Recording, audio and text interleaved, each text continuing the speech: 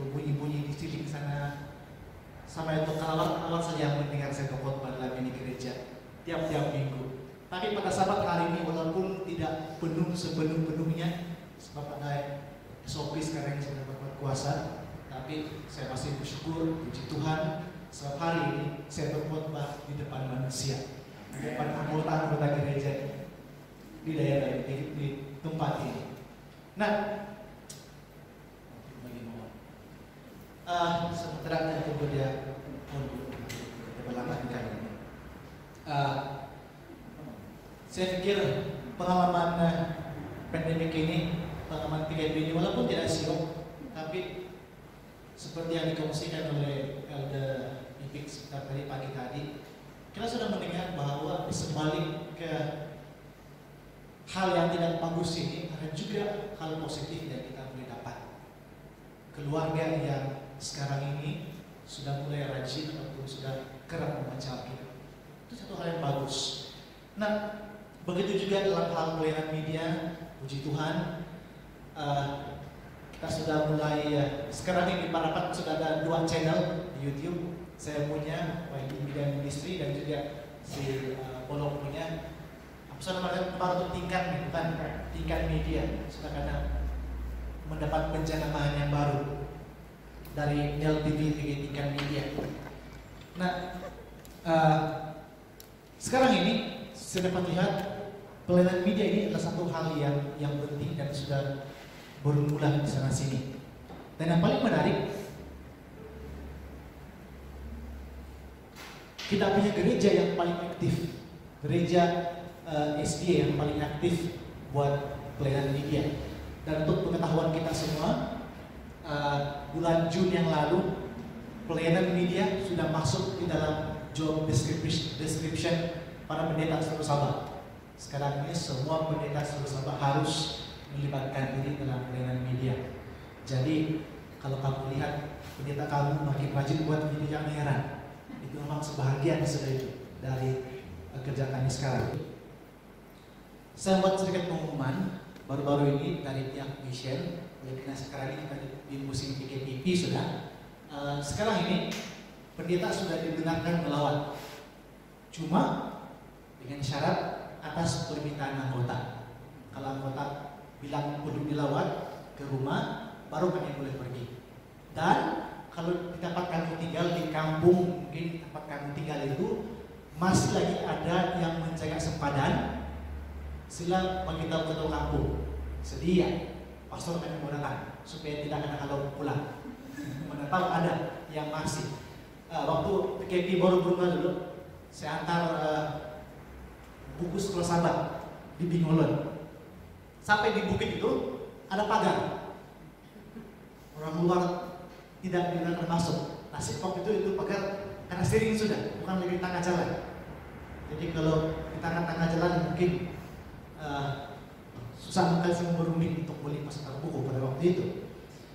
Jadi begitulah itu, sudah boleh. Saya dulu sudah pergi rumah kamu sekarang, tapi ya itulah dengan format yang baru, SOP yang baru yang saya panggil sebagai on-demand, visitation on-demand, lawatan pas permintaan anggota. Jangan bimbang kalau kamu menghubung saya sekarang boleh sudah. Kalau kamu nampak tiang yang tinggi itu untuk pancing lain. Sekarang ini kamu boleh telepon, boleh WhatsApp, tidak masalah, boleh sudah. Tapi kalau video call jangan dulu sebab dia punya internet belum laju betul. Dihubungi sudah kalau sekarang. Oke, mari kita langsung. Minta maaf ya kalau panjang saya punya pendengaran karena lambat betul ini laptop. Kali. Nah, tajuk pelajaran yang saya mau kongsikan sebelum balik ke gereja. Pelajaran sama kali saya kongsikan tentang liburan. Tajuk yang pelajaran yang saya mau kongsikan pada pagi ini adalah ada apa dengan saya? Apa yang menariknya tentang diri saya ini? Kenapa saya ini seperti saya pada hari ini? Nah, waktu saya masih di sekolah menengah dulu, satu cabaran yang kami hadapi di sekolah menengah ialah banyak aktiviti kurikulum yang diadakan pada hari Sabat. Sangat mencabar dalam hal itu. Oleh karena kami dulu waktu saya bersekolah di SMK Arsyad Kota Belud, saya boleh kira lebih kurang 6 orang sejak kami SD yang seumuran dengan saya. Di antara ratusan pelajar, kami 6 orang saja. Oleh itu bila kami bersorak, kami bilang, bolehkah hari lain tidak mendengar? Oleh karena cuma 6 orang saja. Apa yang berlaku?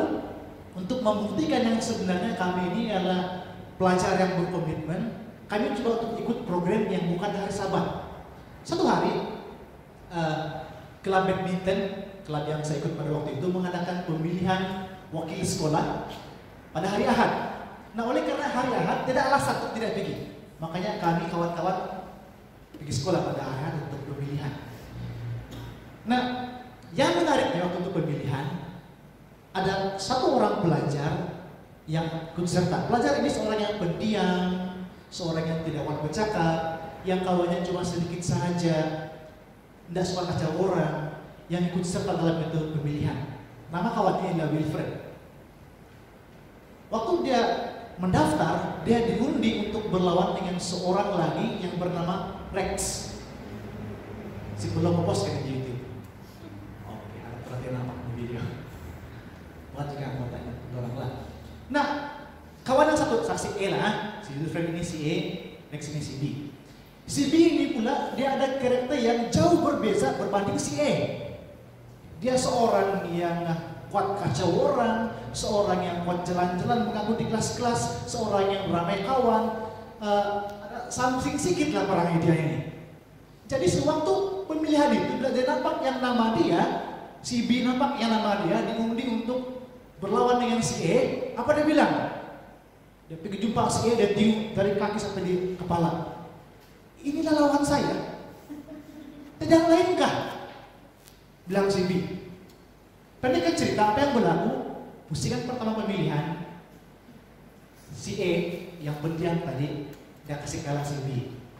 Yang tadinya cukup angkuh, cukup percaya diri yang dia beli kasih kalah si E. Bila si B kalah, dia terus keluar dari dewan dan entah kemana. Mungkin dia pulang terus mungkin kemana. Yang berkecilkan si E, sedangkan sebenarnya si E lebih bagus dari dia. Nah, kadang-kadang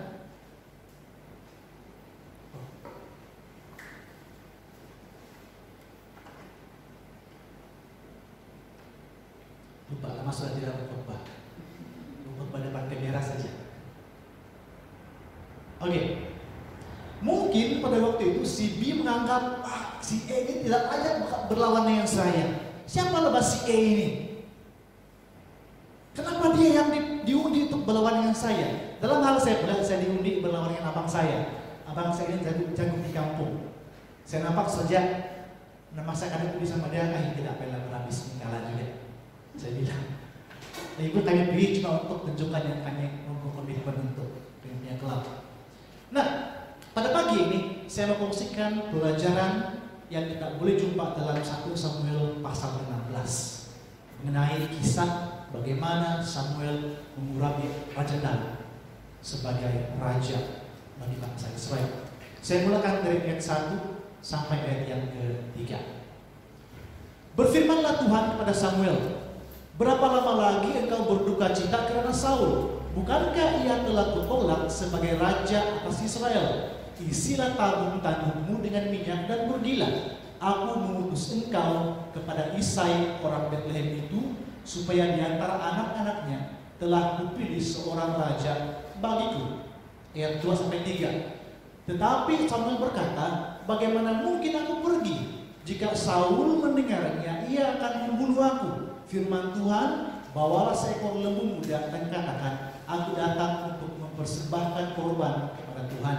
Kemudian undanglah Isai ke upacara pengorbanan itu, lalu aku akan memberitahukan kepadamu apa yang harus kau berbuat. Urapilah bagiku orang yang akan kusebut kepadamu. Nah, apa yang berlaku di sini? Pertama, pada waktu ini Tuhan sudah menolak Saul sebagai raja orang Israel karena ketidaktaatan Saul kepada Tuhan. Pertama, yang kedua, Alkitab tadi mengatakan, firman Tuhan mengatakan pada waktu itu Samuel masih bersedih, masih meratapi yang Tuhan sudah menolak Saul. Dan firman Tuhan menunjukkan seperti Tuhan tidak senang melihat Samuel yang masih lagi meratapi hakikat bahwa Saul sudah ditolak oleh Tuhan. Yang ketiga, firman Tuhan mengatakan Tuhan mau melantik raja yang baru untuk menggantikan Saul dari kalangan anak-anak Isai. Apa yang berlaku? Samuel ketakutan. Dia takut untuk melaksanakan perintah itu. Kenapa? Dia takut yang raja akan membunuh dia. Kenapa raja akan membunuh Samuel kalau kedapatan? Nah, selalunya raja yang baru akan ditabalkan, akan dipilih, akan dilantik selepas apa yang berlaku?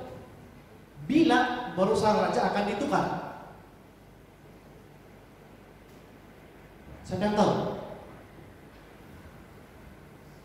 Hanya apabila raja itu makan kan, mati dulu, baru ganti raja yang baru. Kecuali lain halnya dengan sistem pemilihan yang dipertontonkan oleh Malaysia lah, itu bergilir lain ceritanya. Tapi pemimpin negara ataupun raja-raja ini selalunya hanya akan ditukar apabila dia makan. Dalam hal ini Saul pada waktu itu masih hidup, tapi Tuhan menyuruh Samuel untuk mengurapi raja yang baru. Makanya Samuel pun takut untuk melakukan itu, mana tahu Saul tahu pasti dia akan dihukum mati. Itu adalah satu jenayah, satu kesalahan yang berat, karena pada waktu itu rajanya masih hidup lagi. Nah, apa yang kita boleh belajar dalam pelajaran ini? Pertama, bagian pertama ini ya, Tuhan adalah Tuhan yang membukakan pintu. Tuhan kemudian yang sediakan seekor lembu muda untuk tujuan kurban, supaya Samuel boleh keluar berjumpa dengan Isai dengan tenang, oleh karena dia tahu tidak ada ancaman untuk membunuh dia. Nah, pada saat ini kita harus ingat yang Tuhan itu adalah Tuhan yang membuka pintu. Tuhan itu adalah Tuhan yang membuka jalan. Bagaimanapun keadaan kita, mungkin di mata kita ini mustahil, ini berat sekali, tapi kalau Tuhan ada di sana, pasti kalau itu kehendak Tuhan, pasti dia akan buatkan jalan. Nah, baru-baru ini saya menghadapi satu hal yang untuk saya agak berat. Oleh karena sekarang ini para pendeta diminta untuk terlibat dengan aktif dalam pelayanan media. Apa itu? Saya tahu yang saya perlu upgrade saya punya peralatan untuk bahan media. Untuk para anggota, para elders yang nampak itu lampu-lampu itu lampu-lampu sebenarnya sudah lama saya beli. Tapi tersimpan oleh karena tidak pernah digunakan, tidak cukup motivasi. Tapi kamera dan sebagainya tidak ada tapi hilang. Adapun sekarang yang dipinjam-pinjam saja. Jadi saya bilang saya perlu upgrade. Nah, selepas sudah berbelanja sekian jumlah, untuk saya banyak sebab tidak banyak duit. Untuk orang yang banyak duit mungkin itu cuma jumlah yang sedikit saja, tapi untuk saya itu banyak sudah. Selepas sudah berbelanja, beli itu, beli ini. Kalau kamu nampak ke video renungan semalam, itu cuma dibuat pakai handphone saja. Kenapa? Saya akan beritahu nanti. Dalam itu video semalam, kamu nampak ada mikrofon. Itu sebahagian dari yang jangkrik. Nah, apa yang berlaku lepas setelah berbelanja? Minggu lalu, satu malam saya mau main-main saya punya kamera. Saya kasih on itu kamera tidak mau hidup. Ayo, kenapa ini saya bilang? Mungkin baterai sudah habis. Saya pergi cas baterai, lepas sudah cas, masuk di kamera, kasih on lagi, masih tidak boleh on. Normal yang kamera aku. Dan saya buat sedikit research, kajian, rupanya kos bikin beritaan juga. Jadi saya percaya Tuhan akan buka pintu untuk hal ini juga. Nah, Samuel kemudiannya menurut perintah Tuhan apabila dia melihat Tuhan sudah membukakan pintu untuk dia. Pada hari ini kita ingat hal ini. Ini poin yang pertamanya, Tuhan itu adalah Tuhan yang akan membukakan jalan. Saya percaya semua kita di sini ada campuran masing-masing. Walaupun pelajar tahun 6 tahun ini tidak ada UPSR, tapi saya percaya masih ada cabaran yang lain yang kamu hadapi. Guru-guru juga, saya ada kongsikan renungan ini waktu kita meeting baru-baru ini. Baru-baru ini saya nampak satu gambar yang tertular di Facebook, di mana gambar ini menunjukkan para nurse, tentara, polis, orang kasih passing itu bendera kepada para guru-guru. Dan dia punya caption, dia bilang sekarang ini kita punya petugas perhadapan yang baru adalah para guru. Guru-guru pula yang berhadapan dengan para pelajar, para murid. Dan ini bukan hal yang sedang saya pikirkan dalam norma yang baru lagi. Nah, seterusnya ayat 6 sampai ayat 10. Saya teruskan. Ketika mereka itu masuk dan Samuel melihat Eliab, lalu pikirnya, sungguh di hadapan Tuhan sekarang berdiri yang diurapinya. Tetapi berfirmanlah Tuhan kepada Samuel, janganlah pandang parasnya atau perawakannya yang tinggi, sebab aku telah menolaknya. Bukan yang dilihat manusia, yang dilihat Allah. Manusia melihat apa yang di depan mata, tetapi Tuhan melihat hati. Lalu Isai memanggil Abinadab dan menyuruhnya lewat di hadapan Samuel. Tetapi Samuel berkata, orang ini pun tidak dipilih Tuhan. Kemudian Isai menyuruh Syamah lewat. Tetapi Samuel berkata, orang ini pun tidak dipilih Tuhan.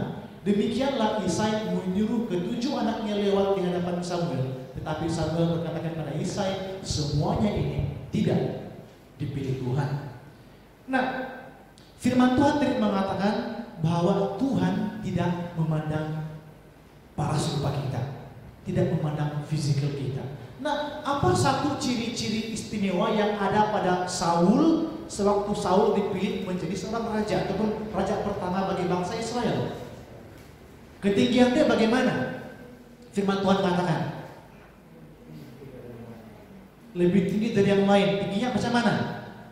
Kalau kita mengatakan orang kebanyakan Israel cuma paras bahunya saja. Dari jauh orang boleh nampak. Datang seperti Saul, tuna dia. Kepala dia muncul-muncul. Kan? Kalau di sini mungkin kita ambil tamu dari jauh nampak sudah, oh itu Saul. Di orangnya. Nah, firman Tuhan katakan Tuhan tidak lagi ataupun tidak mementingkan, tidak memandang fisikal.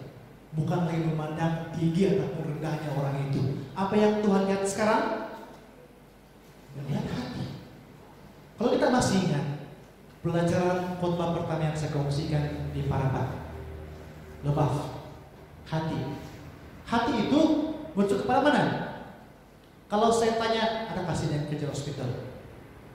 Oh tidak, tidak buat ini hari ini. Orang-orang kerja hospital bilang hati itu di sini. Guru-guru bahasa Melayu yang buat sajak, buat karangan bilang hati itu di sini kan? Tapi lebaf, hati dalam Alkitab bukan di sini, bukan di sini, tapi di sini, di pikiran kita. Firman Tuhan katakan apa yang Tuhan lihat di sini. Apa yang kita pikirkan sekarang ini, itu yang Tuhan lihat. Ya betul, benar juga apa yang di luar ini datang dari apa yang di dalam. Betul kan? Apa yang kita pikirkan di dalam sini itu yang muncul di luar. Betul juga.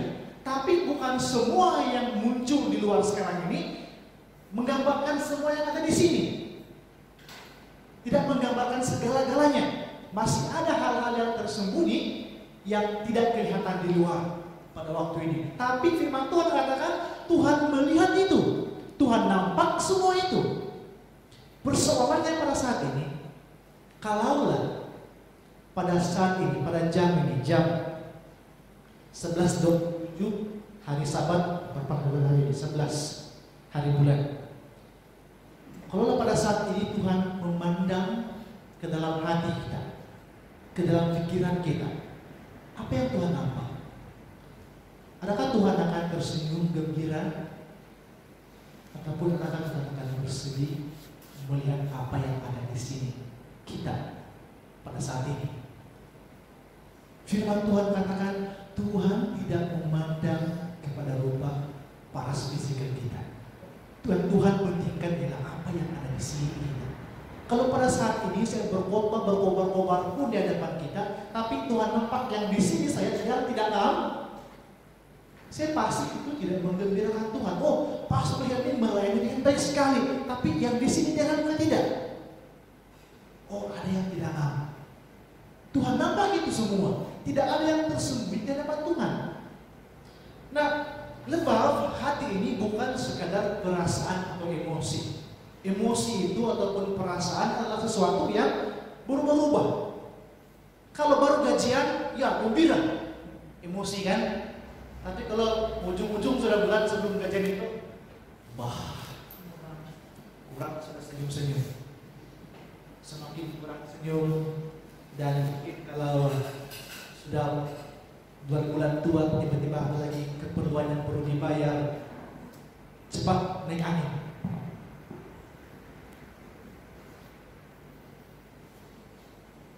Terima kasih ya. Mungkin begitu para sebahagian orang. Nah, lebaf itu ataupun pikiran ini bukan merujuk kepada emosi yang sering berubah-ubah. Ia berkaitan dengan pikiran kita yang paling dalam, apa yang tidak dilihat dan tidak dirasakan oleh orang lain. Yang itu pun Tuhan lihat, Tuhan pandang. Apa yang ada jauh di dalam pikiran kita, belum pun kita buat, belum pun kita cakap, Tuhan sudah melihat itu semua. Baru-baru ini saya berhadapan dengan satu situasi yang saya tidak pernah jumpa sebelum dalam hidup saya, di mana ada seorang daripada anggota di daerah ini yang diganggu oleh kuasa kegelapan. Apa yang berlaku? Saya langsung hubung dengan seorang pendeta sahabat baik saya yang berpengalaman dalam hal ini. Dia bilang sama saya, "Pastor, kalau kau pergi berdepan dengan keadaan dari balik, kau mesti naik ke rumah itu orang dengan penuh keyakinan." Kenapa? Rogon itu memang dia tidak boleh baca kita punya pikiran. Tapi pada saat dia dengar cara kau bercakap, dia dengar cara kau pandang itu orang, atau dia nampak kau punya gerak diri, dia tahu yang kau takut. Pada saat kau takut, waktu itu dia akan timbang kau berhabis. Bilang sahabatnya, dan saya bilang, "Oh, wow." Waktu saya bertelepon dengan dia, "Kapan sini saya?" Seram-seram juga sebab tidak pernah menghadapi perkara yang sebelum ini. Nah, tapi atas nasihat sahabat ini, keadaan anggota ini semakin baik sekarang, dan mudah-mudahan semakin dalam minggu ini dia akan mungkin sudah. Saya tidak beritahu, saya tidak post di mana-mana sebab keluarga pun tidak mau ramai tahu jika ada, jadi saya diam saja. Nah, ayat 11. Lalu Samuel berkata kepada Isai, "Inikah anakmu semuanya?" Jawabnya, "Masih tinggal yang bungsu, tetapi sedang mengembalakan kambing domba." Kata Samuel kepada Isai, "Suruhlah memanggil dia, sebab kita tidak akan duduk makan sebelum ia datang kemari." Kita tidak akan makan ini sebelum dia datang ke sini. Apa pekerjaan yang bungsu ini? Sebagai seorang gembala. Nah, kita harus ingat ya, gembala di tempat kita dan di tempat ini di mana kita dituliskan adalah pekerjaan yang berbeza. Di tempat kita ada kita bilang kasih makan sapi, "Oh, tuh rumput banyak, udah banyak, silepas saja." Ya boleh begitu. Tapi di tempat ini pada rumput yang seperti begitu tidak ada. Harus dibawa betul-betul, cari rumput-rumput yang tumbuh di celah-celah batu untuk kasih makan orang punya ternakan. Nah, ayat 12 mengatakan, kemudian disuruhnyalah menjemput dia. Ia kemerah-merahan, matanya indah dan parasnya elok. Lalu Tuhan berfirman, "Bangkitlah, urapilah dia sebab inilah dia." Nah, ada 3 ciri-ciri fisikal Daud.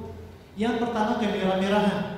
Saya pernah dengar kata-kata ini dari seorang pengkhotbah waktu saya masih kecil. Dia bilang begini, Tuhan memilih Daud sewaktu dia berusia sangat muda. Buktinya apa? Kemerah-merahan. Apa warna anak kecil yang baru lahir? Bukan merah-merah kulit dia. Oh, merah-merah. Nah, itu menunjukkan ini mengumpamakan yang daun ini masih muda, masih merah-merah kulitnya. Dia bilang. Apa pekerjaan daun? Gembala. Gembala ada pejabat kan di luar sana? Ada ekon-ekon? Dia bekerja di mana? Bawah matahari kan? Kalau kita berjemur 1 jam 2 jam, kita punya kulit jadi warna apa? Merah-merah. Oke. Yang kedua, matanya indah. Ayin tof dalam bahasa aslinya. Ayin tof boleh diterjemah dalam 2 cara. Pertama, mata dia cantik, matanya indah, ataupun mata dia ini bagus, demi penglihatan. Tapi terjemah, dan saya pikir ini terjemahan lebih bagus lagi, mengatakan matanya cantik. Kalau nggak mata saya cantik, semi mata sebek. Kalau ambil gambar dia nampak. Apalagi kalau di bawah matahari. Kawan-kawan saya bilang tuh di sekolah, Helmi, kau ini apa yang mau fokus ini? Saya kici mata kan, macam begitu mentimuran. Kici mata saja. Yang ketiga, parasnya elok. Daud sebenarnya seorang yang sombong juga. Bukan juga yang bilang Tuhan sembarangan pilih, yang tidak esok pun. Dalam hal inilah, Daud sebenarnya seorang yang sombong juga sebenarnya. Parasnya elok. Nah, ayat terakhir ayat 13, Samuel mengambil tabung tanduk yang berisi minyak itu dan mengurapi Daud di tengah-tengah saudara-saudaranya. Sejak hari itu dan seterusnya, berkuasalah Roh Tuhan atas Daud, lalu berangkatlah Samuel menuju Rama. Nah, firman Tuhan mengatakan Daud ini sebenarnya anak bungsu. Selalunya dalam kitabnya tradisi kan, kalau ada apa-apa yang besar yang mau diberikan kepada sebuah keluarga, siapa yang dapat selalunya duluan-duluan? Yang bungsu kan? Sulung. Saya tahu saya anak bungsu. Kalau pasal kisah yang orang tua mungkin lebih sedikit lah. Kalau ada makanan yang spesial sebenarnya bungsu dapat lebih. Kan sebenarnya begitu. Tapi kalau kedudukan, pewarisan sesuatu, selalunya yang bungsu ini duduk diam-diam dulu lah. Tapi dalam hal ini, si bungsu ini yang dapat mewarisi takhta kerajaan Israel. Masih bisa bungsu dulu. Agak mau sedikit. Nah, siapa yang kenal dengan orang ini? Kalau kamu tengok bola, mungkin kamu kenalnya. Kenalnya, dia ada kemarin nih. Gambar dia pakai nomor 8, dia pakai nomor 7. Sangat mengherankan. Dia pakai nomor 7, tapi dia punya posisi bukan mencarikan gol. Dia punya posisi adalah pertahanan tengah. Saya ingat dia sebab saya pun main bola di bagian yang sama juga, posisi yang sama, bagian pertahanan. Nama orang ini ialah Aidil Safwan. Satu umur dengan saya, dia 8, saya 9. Nah, waktu saya di college dulu, saya sangat suka dengan dia. Saya tim mainan dia, oh wah, saya mau main macam dia, saya bilang. Sebab saya tidak pernah main, jadi impian saya sekurang-kurang main macam dia. Dan dia berlaku. Satu hari saya buat carian di Google, saya bilang, apa kasut yang dipakai oleh Aidil Safwan Abdul Razak? Kamu apa saya jumpa? Google bilang, kasut dia jenama Nike. Wah, ini Jerman bukan, murah-murah ini. Tapi oleh karena mau ikut-ikut macam dia, saya mau cari ini, saya bilang. Barangnya di kawasan college, di dulu, tidak ada kesukaan yang menjual Jerman-Jerman begini. Satu hari, kami turun di Bandar Bangkok, waktu pulang, kami singgah di Bandar Saraburi, lebih kurang setengah jam dari kampus. Satu mall kami bikin, Robinson Mall di Saraburi. Kami masuk di sana, masih yang sedang. Kami masuk di sana Robinson Mall, kalau satu sudah ada alat suka di sana, di dalam dia. Dan di sebelah kanan itu pintu ada satu bagian yang menjual barang-barang kasut jenama Nike. Dan saya terus begitu tengok kalau ada kasut si Aidil Safwan. Dan saya nampak ini. Ini model sekarang tidak buat sudah. Adalah Nike setiap 3 kosong. Kamu main bola, kamu kau di kasut. Saya nampak dari jauh, wah cantiknya. Tapi bukan yang inilah, ini model yang grade paling tinggi, sebenarnya yang paling murah saja. Sedikit lebih harga, tukar pergi ringgit, lebih kurang 200 ringgit, lebih kurang begitu. Saat ini saya dompet, malam cukup, belikan dah. Kalau saya beli, jadi macam ada satuan. Tapi habis duit, puasa tadi ikat perut. Belikan dah. Kawan saya sebelah cukup sudah. Ngomong kan bilang dia bilang. Ujung-ujung, saya kata, Pi namanya orang perpagian sudah berbagai harga lagi. Ini saya subscripsi naik, nah saya pilih SB dia bagi saya tes dan saya beli. 1 bulan lebih kurang 2 bulan saya ikat perut di college gara-gara beli di kasut. Sanggup, kenapa sanggup? Sebab mau kelihatan macam ideal someone kononnya. Apa yang berlaku? Saya masih ingat hari pertama saya pakai di kasut turun padang, wah sangat gembira, sangat bangga sebab kelihatan seperti seorang pemain profesional. Kenapa? Pakai kasut celana yang ada celana punya. Sekali mainan macam mana? Adakah mainan saya lepas saya pakai ini kasut, terus saya main macam adu sapuan? Mana ada? Yang punya tim di sana, kalau menang itu hal yang luar biasa. Kalau kalah itu hal yang biasa-biasa. Maksudnya, kami tidak pernah menang. Jadi, walaupun pakai kasut begini, kasut yang digunakan oleh pertahanan yang baik, tapi kalau orang itu sendiri tidak pandai main, ya tidak juga pandai main. Walaupun penampilan luaran nampak macam profesional, tapi kalau yang pakai itu kasut itu memang tidak pandai main, ya tidak juga pandai main. Nah, poin saya adalah begini. Jangan kita hanya pelihara, jaga image luaran kita saja, tapi yang di dalam sini macam-macam kita kasih masuk, macam-macam kita isi. Sehingga bila Tuhan nampak, Tuhan pun bertanya, apa yang kau masukkan ke pikiranku hari ini? Apa yang kamu pikirkan hari ini? Apa yang ada di dalam lubang kamu pada hari ini? Apa yang ada di dalam pikiran kamu pada hari ini? Sekali lagi, kalau pada saat ini Tuhan pergi intai-intai, pergi tengok-tengok apa yang ada di dalam pikiran kita ini. Adakah Tuhan akan gembira dan senang hati melihat apa yang di dalamnya? Ataupun Tuhan akan kecewa dan bersedih melihat apa yang ada di dalam hati kita pada saat ini? Kita yang pertama, kita semua. Apa respon Tuhan apabila Tuhan melihat apa yang ada di dalam hati kita pada saat ini?